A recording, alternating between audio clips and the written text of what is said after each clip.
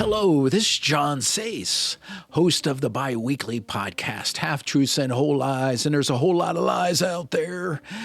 This episode focuses on RFK Jr., the head of the Department of Health and Human Services, and whether he is an out-of-the-box thinker, overhauling the whole healthcare system, the ideas of nutrition and exercise, or is he a whack job wearing a red Maha hat, destroying CDC and making our children vulnerable to disease? What is he? And we'll go through all of that, all of the issues with my co-host, Carl Sace.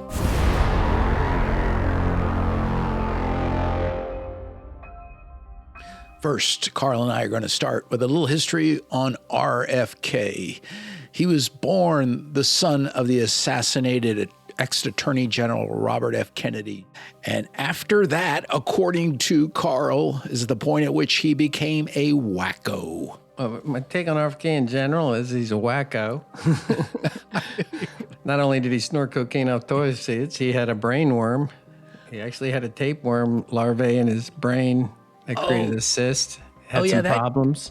That reminds me, I really thought of Wrath of Khan, that Star Trek movie. They control the guy by dropping that little worm into his ear, and then he's controllable.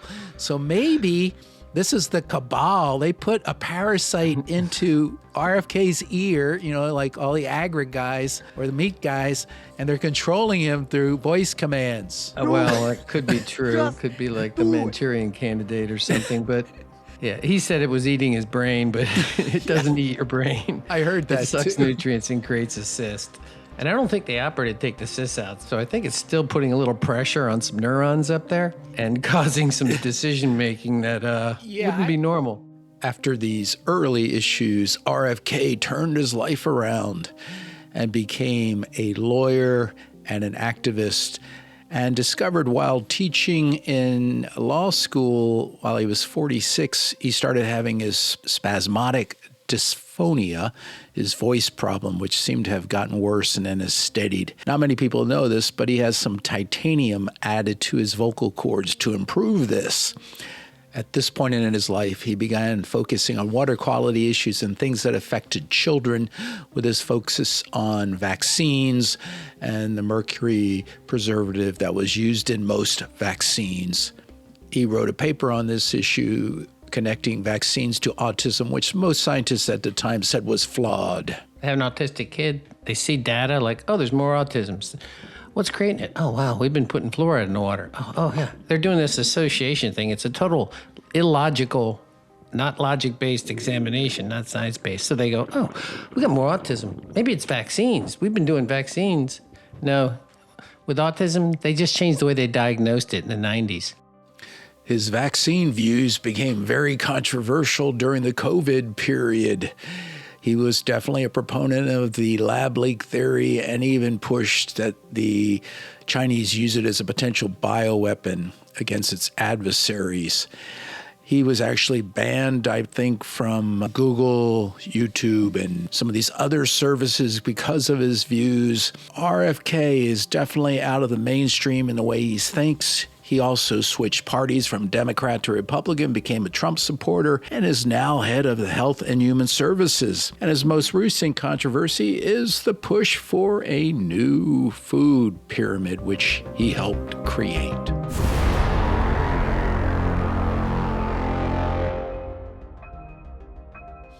Now, what RFK has done is inverted the food pyramid. It is almost satanic. I don't know if it really is, but it doesn't look right. But that most dominant things are now on the top, and things have changed where you should be eating as much protein as possible, meats, poultry, also whole fats, lots of vegetables and fruit. Even a stick of butter is okay. Just give your kids, peel back a stick of butter, let them munch on it. It is supposedly good for you. Also, at the very, very tip on the bottom, the least amount should be whole cereals. and it shows a loaf of bread. We all love our bread. Come on. But anyway, this is the new inverted pyramid. Carl, what's your take on the new food pyramid? Food pyramid. Okay, the inverted food pyramid. I'm really not worried about how it looks, inverted or well, regular. Before it was a pyramid, and you put a pyramid under your bed. What happens? Power. Come on, pyramid power. What's wrong with you? I thought you used pyramid power for all of your life. Conspiracy I'm not going to buy into. So you flip it, and who knows? Devil worship. You got a wedge. You don't have a pyramid. The inverted pyramid. I think it's devil worship. My only problem with the food pyramid is the way they did it. They had an advisory committee of scientists, and they said, nah, you guys don't know shit. These other guys who represent 7 of the food industry conglomerates like ADM or the Cattlemen's Association or the pork. Oh, yeah. And so he's like, okay, eat real meat, eat a lot of beef. The other thing they did, and it's not really in the pyramid, but part of the guidelines, is they upped the amount of protein you need by 50 to 100%. So it was like, 0.8 grams per kilogram of body weight. And now it's like 1.2 to 1.6. Yeah, something much, much higher. Much more. Not that that's going to influence how people eat. Maybe in the future, a lot of people were taking protein. Obviously, people want protein or have been sold. I really think people have been sold that they need protein. Do you think certain people do? Do you think but protein is woke?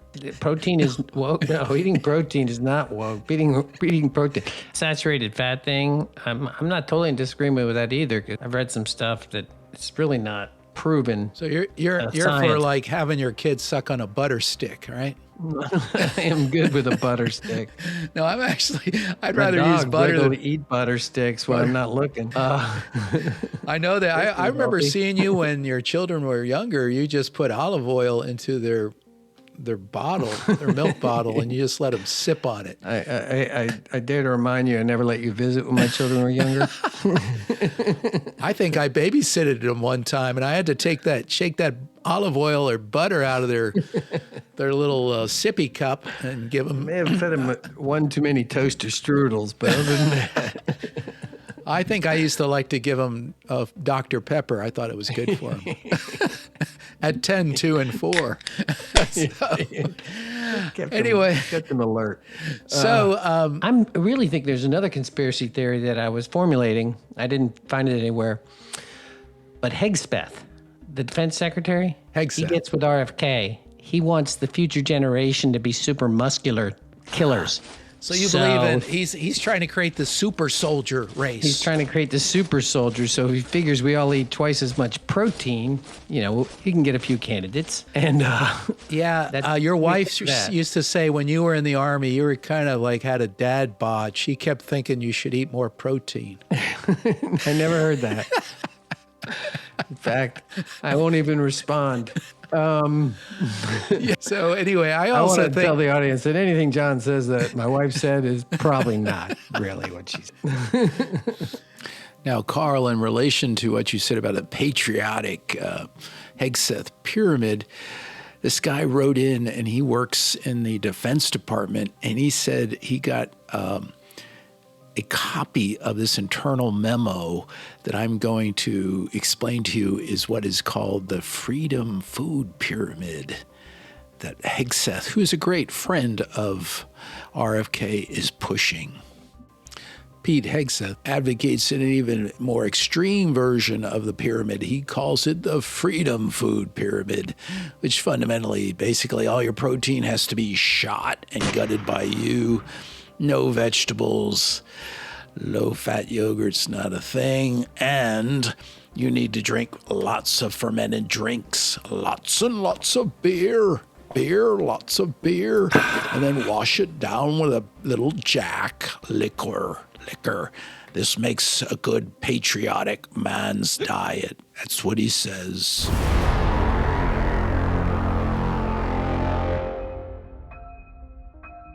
Now, in this part of the show, we get callers calling in, providing us interesting questions, and we give sage advice. Carl, how's your day going? Are you ready for the call-ins? My day's going wonderful, John. It's good. It's nice to be here. It's always a joy to work with you. And as always, it's wonderful to have such a brilliant co-host that lacks really any depth. I always appreciate your thinking. I'm glad we agree on, 5%? Yes, we agree almost 5%. Just like you and your wife, you agree on, I don't know, less than 5%. She's right for sure all the time. She's always right, so we agree all the time. Now, Carl, let's see if we can focus and give our caller some decent advice. Whoop-de-doo. Our first caller is Bootsy. Bootsy, go ahead. I'm from Arkansas. My name is Bootsy, and I weigh 400 pounds, a little bit over. I've been starting to work out and try to improve my lifestyle and lose a little weight. But for working out, I heard you have to eat 1.5 grams per body weight. So that makes it 600 grams. And if I'm going for what I normally eat, that much chicken, that's 250 to 300 chicken nuggets with cream gravy. And that's what the protein recommendation is, and that's just for starters. I would have to eat some damn vegetables too, according to the new diet. Do you think I'll lose weight and improve my body tone with that many chicken nuggets? This protein push is ridiculous, but that's what our RFK guy says. What do you guys think? What's your comment on that, Bootsy? Well, Bootsy, I feel for you. I think my recommendation is instead of eating the chicken nuggets, and what I looked up is they're 3.1 grams a nugget, so that's only 200. So saves you money there. But you're not you're not eating the chicken nuggets from Dollar Tree. If you're going to continue down the chicken nugget line, try to find the baked ones without the breading. Okay, you get the same amount of protein and the gravy. I looked it up, and if I were you, I'd go down the GLP line. You say forget protein, start injections, right? I'm afraid what'll happen to your kidneys if you eat 200 chicken nuggets a day. Because you can, if you eat too much protein, it can have a negative impact on your kidneys, Bootsy. So I didn't know that. Yeah, I'm not Bootsy, but I didn't know that. You didn't know that, John? Well, it does filter out some of the protein and other products that it metabolizes. Yeah, I actually looked up chicken breast. If it would still take 5.5 pounds of just pure chicken breast to eat 600 grams of protein, which is a hell of a lot. And that's just kind of plain. And this person doesn't seem like they just eat plain.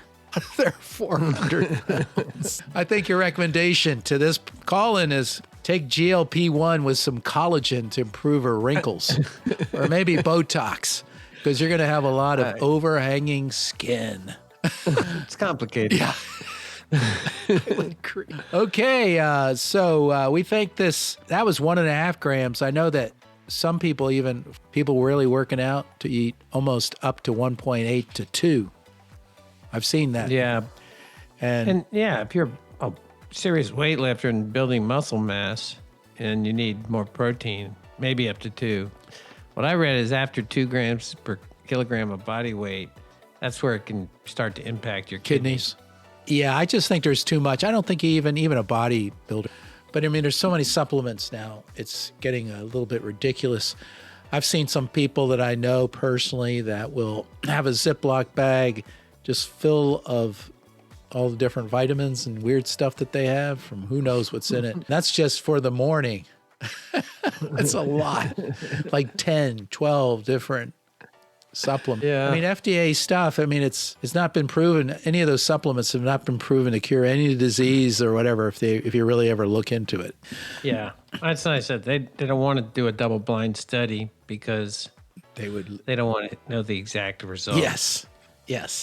Okay, so next, let's go to our next call in. I'm calling in to say I like the fact that RFK does what I do. He goes to the gym wearing tight jeans to show himself off to lots of people. He says he normally does the tight jean thing because he walks beforehand.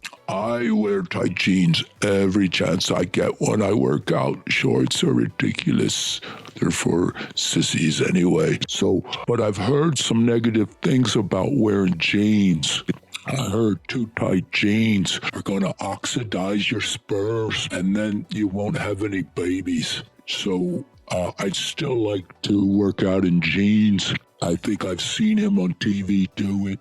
Do you think this is good policy? And do you think it'll affect my chances of having children? Ooh, oxidized sperm. Oh, yeah. What do you think? Okay. I think he should, personally, I think this guy should take a knife and slit open his jeans and let his boxers hang out to air cool his sperm, because yes, too much heat buildup will reduce their sperm count and reduce his chances of having his wife having a baby. He can't have one. What do you think, Carl? What do I think?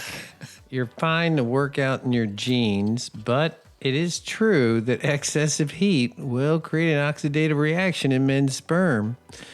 And what it does is, I actually had to research this. It actually impairs the motility of the sperm. I'm not sure if you know anything about sperm, but it has a little tail that it wags to make it fly. Well, not fly, swim. Well, actually, if it was oxidation, that basically destroys that, and so you just got a free floater, and it can't make it to the mother load. Well, so, you know how when you cool stuff down, it makes it more or less mobile? So I'm trying to understand your theory. It's not theory. I'm reading it. This process causes lipid peroxidation, damages sperm DNA, and impairs motility. Heat-induced damage, often caused by saunas, hot tubs, or tight clothing, can impair fertility for several weeks. So you don't, Carl, you don't wear boxers or boxer briefs. I don't want to have kids, John. Not anymore. Not anymore. I have to. I bet you exercise in tight jeans, don't you? You go down to the local gym and exercise in your tight jeans. I'd say my jeans are quasi-tight. Hold on now. Now you got me looking up a picture of RFK in his jeans. I didn't think they were that tight. I didn't see a bulge or anything.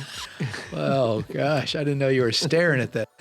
Oh, there he is. Carl's looking up. They're not super tight, John. They're not like, he's not wearing those ones these 30-year-old men wear. I don't think I've seen many people in the gym when I go to these workout places wearing jeans. I'd say it's a rare thing for me to see anybody in a pair of jeans. I can't remember that. I would say, I think I've seen somebody in kind of regular street clothes, maybe jeans, maybe it was like work pants. I've seen guys in work pants. Hey, you're the one who saw the cop playing pickleball in his whole gear, so. Yeah, that's true. I figured maybe it was an army thing or fatigues. No, it's not an army thing. Army guys are a little off, like you. We did run in combat boots and BDU you wear pants. combat boots to your gym. T-shirts. We did have to do that sometime. Not all the time, sometime. Stay away from the tight jeans. What was his name? Anyway, he didn't give a name. This guy just calls in with his no name. Stay away from the tight jeans if you want to have kids the next 4 weeks. Well, that's true. We're giving them now family advice. And I wouldn't recommend hanging them out in your boxer shorts. There could be more problems socially than. Our next call in. Hello, my name is Franz. I'm one of those guys who get sand kicked in their face when they're at the beach by all these big boys. I was wondering if I'm sort of a sissy guy. I heard that soy milk is pretty good. I'm working on bulking up, and I drink a lot of soy milk, about 1.5 gallons a day. I've been told recently that that's a little silly because it affects your hormones. It makes you more estrogen. I think I've started to develop boobs. Boobs are a man that only happens on fat men. Do you think soy milk's gonna ruin me and make me even more sissy? Or I'm gonna turn into a bulked out like Schwarzenegger? What do you think? What do you think? Well, me, I got to research up, and when I looked this up, I found out that, yes, soy milk has things in called phytoestrogens estrogen that are similar to estrogen, but they have weaker binding to the receptors. It's significantly weaker, 1,000 to 10,000 times weaker than human estrogen. There was one case that came up where the person was drinking 3 quarts of soy milk a day. 3 quarts? And there was a report of it. I couldn't find any proof of that, but the report of some, feminization. I don't know. Maybe his boobs were getting bigger, hips a little wider or something like that. Who knows? I would stay away from drinking more than about 1 quart of soy milk a day. I don't know how much, that's interesting. How much protein in 1 quart of soy milk? I don't know.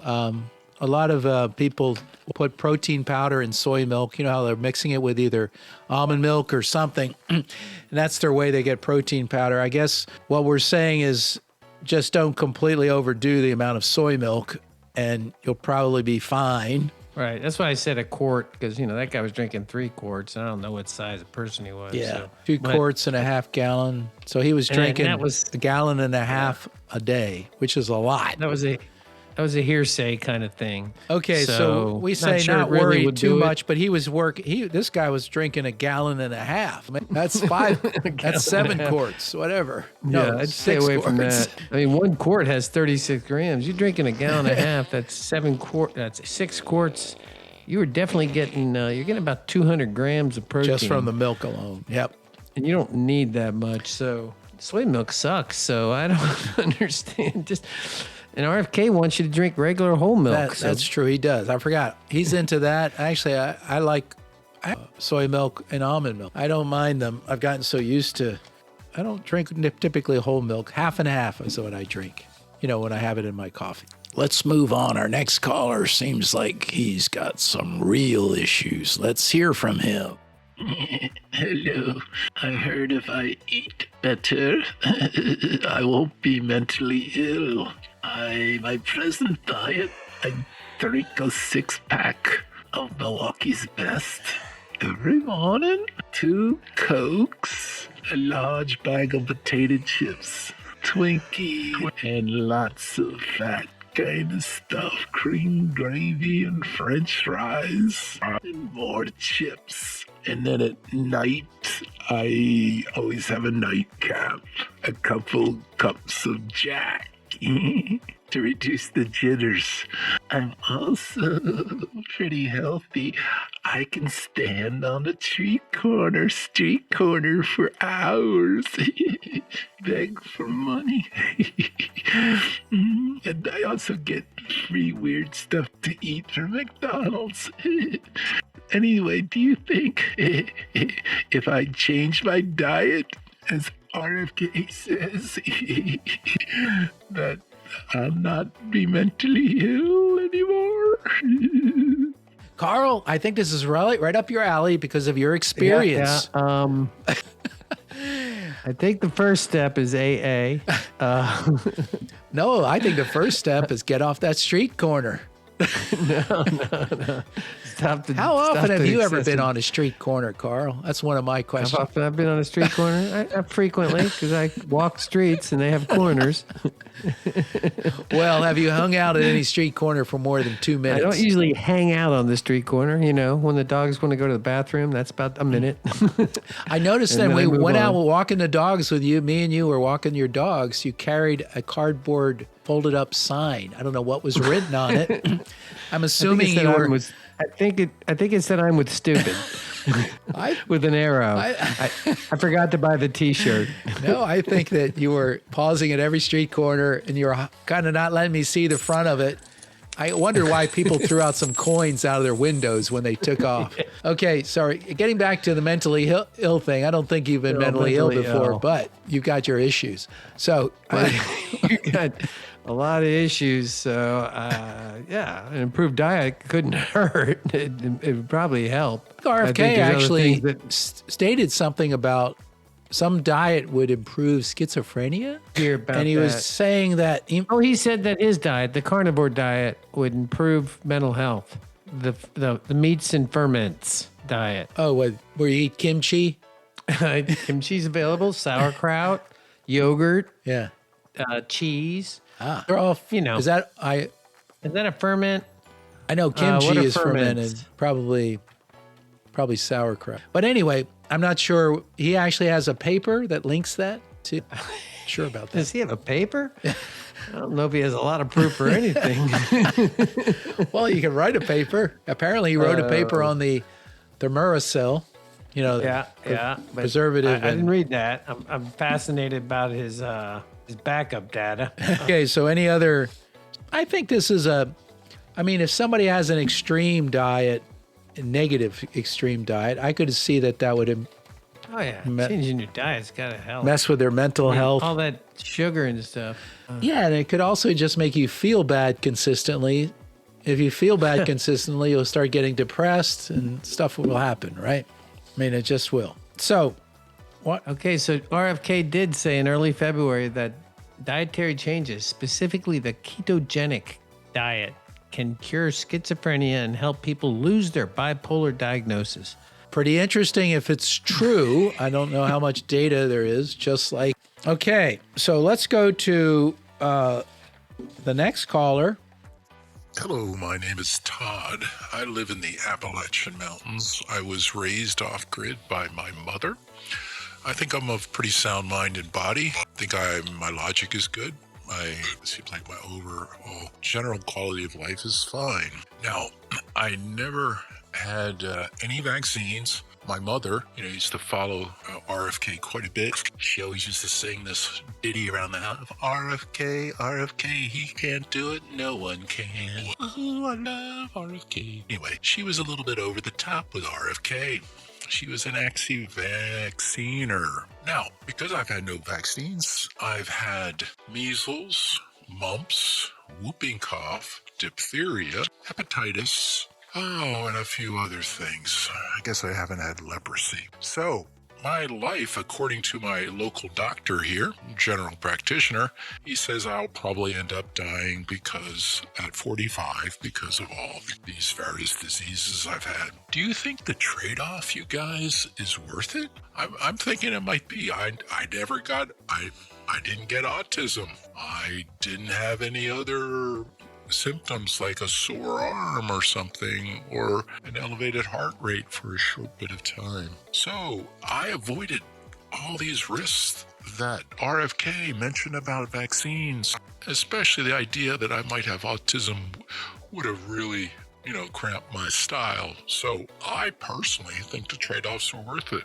I've had various diseases which have taken probably 2 years in bed. I've been for all these various diseases, and I'm going to die at 45. I think it might be a worthy trade-off. What do you guys think about the risk-reward trade-off of vaccines? Am I nuts, or is other people nuts? Your call. This guy is an interesting case study in stupidity, in my point.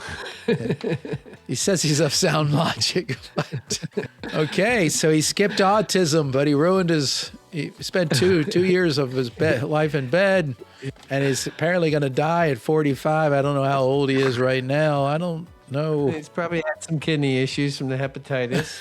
Or that liver. But all of those. I'm not doubting his prediction of early death. Is it a good trade-off? I'm all for you dying early. You believe in euthanasia, right? I just hope you don't have any offspring. Well, he's out. He's in the off-grid. He's in the Appalachian Mountains, I guess, in a cabin, hanging out reading books by RFK. I don't know what he's doing. Yeah. Whole vaccine thing, I'm always fascinated by. Trade-offs. But you're from North Carolina. You just moved from there. You probably have some of these same views as that guy, right? I just moved to Texas, and I'm thinking it's deeper south than North Carolina would ever have been. Not to disparage the South, because I've lived there all my life, but we won't go down that road right now. I don't think I've come across this view. I don't know if our listeners know, but I actually made vaccines, so, on the side of vaccines.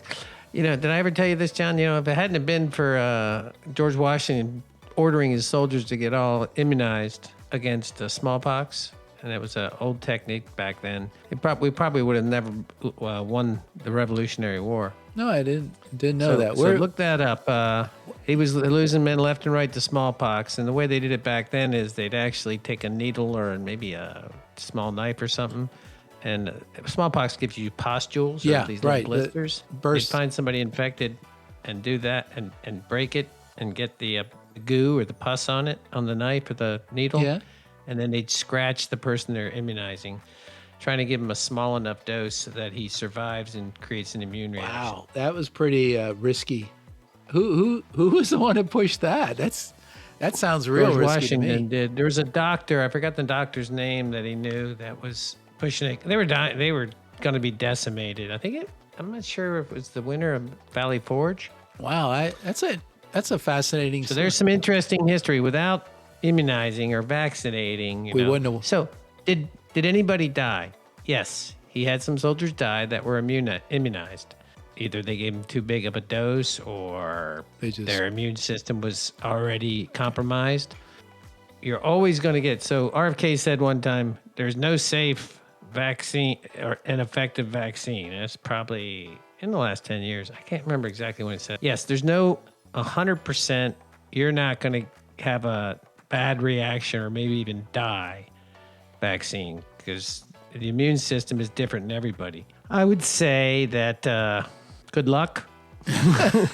It's too late for you to get all these vaccines anyway. And I don't think there's a leprosy vaccine, so don't worry about that. Okay, I think our last caller is a Chinese American guy. I'm a Chinese American. My mom was Chinese. My dad was a white guy. I studied all kinds of childhood diseases. I'm a doctor now. I saw what the Chinese did and have analyzed it. They developed this COVID-19 to target white guys, not Chinese, nobody else, white guys. Ethnic cleansing of white guys in the West. Oh, how do I know that? I injected my dad by accident because I was experimenting and he died. My mom had no problem. I also found out that the vaccines developed had this thing that would regenerate from the basic injection formula. And it would actually tend to make the disease worse for white guys. Do you guys agree with this? That COVID-19 was a Chinese super attack biology weapon? I'm an expert in my own mind. I would like your opinion on this. Vaccines, useless. COVID, bioweapon. What do you think? Gosh. Wow, he sounds like not a very good doctor. If he accidentally injects his mom and dad, where the hell did he even get? So, Carl, what's your idea of this? I don't know. I mean, how do you accidentally do anything? Maybe he thought he was giving him testosterone treatment to his dad and it was the wrong needle. And whatever treatment for his mother and just grabbed the wrong needles. Maybe he was actually trying to get them to die. Maybe he has a large life insurance policy out of both of them. Like that. Inheritance. Yeah, Interesting, but so it was developed to kill white guys. Well, we've heard that theory from RFK. Remember, he said that it was developed to. So he must have this Chinese American doctor must have picked it up from being an RFK follower. We talked about that earlier, didn't we? Or did we? Yeah, we mentioned it earlier. I don't know if it was time. just white guys that he actually said, but I think white and black guys. Yeah, he was saying it was really targeting no the U.S. Asians. in a sense. Or a certain fringe Jewish population. Oh yeah. So it was white guys, black guys, and Jewish people. So I don't even know how to pronounce this. Ashkenazi Jews and Chinese. So it was a very selectively like targeted. I'm sitting there going, is it going to kill Koreans? What about Japanese? What about the whole Asian population? They have a similar DNA. That's good. Oh, well, I think this is a wacky thing he said. I could imagine. I still think there's a lot of people that believe it was a potential lab leak. It was developed inside a lab, and then it got out. Maybe, like you said, it mutated, and it got out of control.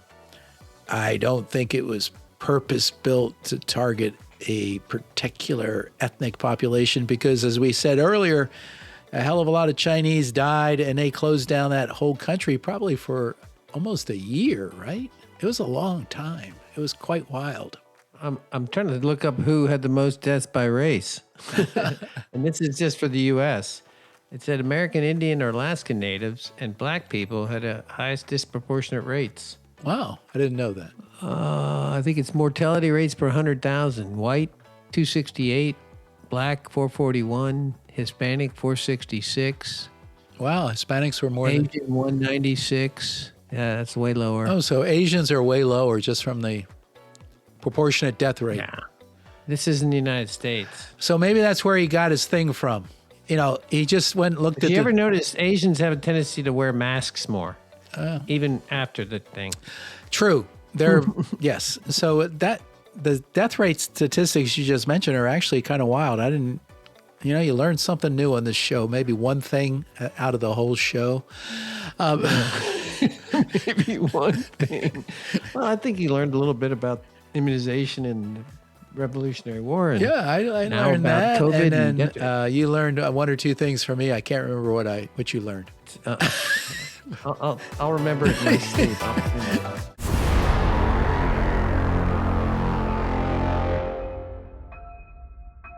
That was definitely an interesting discussion we held on RFK. Now, my take is you need to ignore 90% of what Carl said, just as his wife does. Honey, really? That makes no sense. I agree with her. And I'll just say this for the record. He's beholden to Big Pharma, Pfizer. He worked there. He watches mainstream TV, so his views are definitely skewed. So, with that, take his stuff with a definite grain of salt, and I'll give you mine.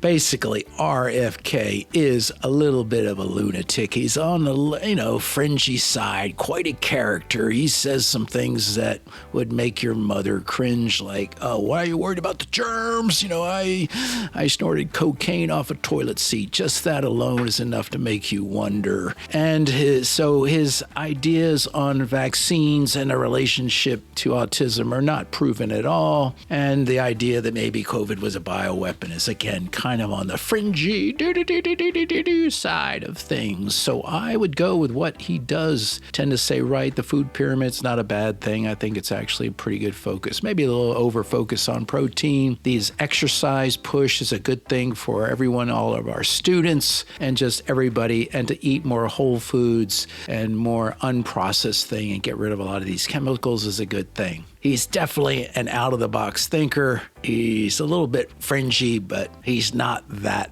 bad. That's my take, whether you like it or not.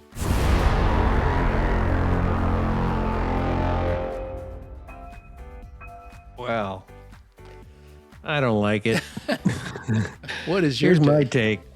RFK Jr. is a complete whack job. If his name wasn't Robert F. Kennedy Jr., he'd be living in a van down by the river. Down by the river. When he says he has reasonable policies, yeah, they're the only reasonable policies have, i.e. exercise, eating fresh foods, whole foods, don't eat processed foods. Oh, they were already the ideas of the past. Those ideas aren't new.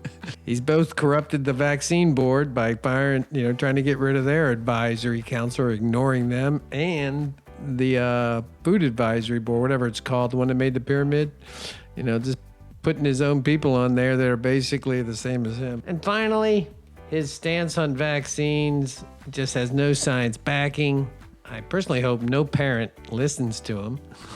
The only problem that it does is cost. Once the government doesn't support something, or the HHS does, then it trickles down through Medicare and Medicaid and other insurance companies, whether they'll cover it as part of preventive care. So it's a sad day. Whack job's in control. We got 2.8 years left. That's my take, whether you like it or not.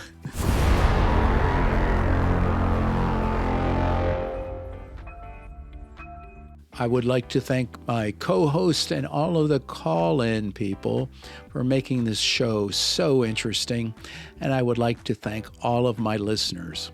Please make sure and subscribe on YouTube or follow me on Spotify. We will be sharing further episodes every 2 weeks, and we look forward to exploring all of the issues. We look for the truths behind all of the lies. Thank you.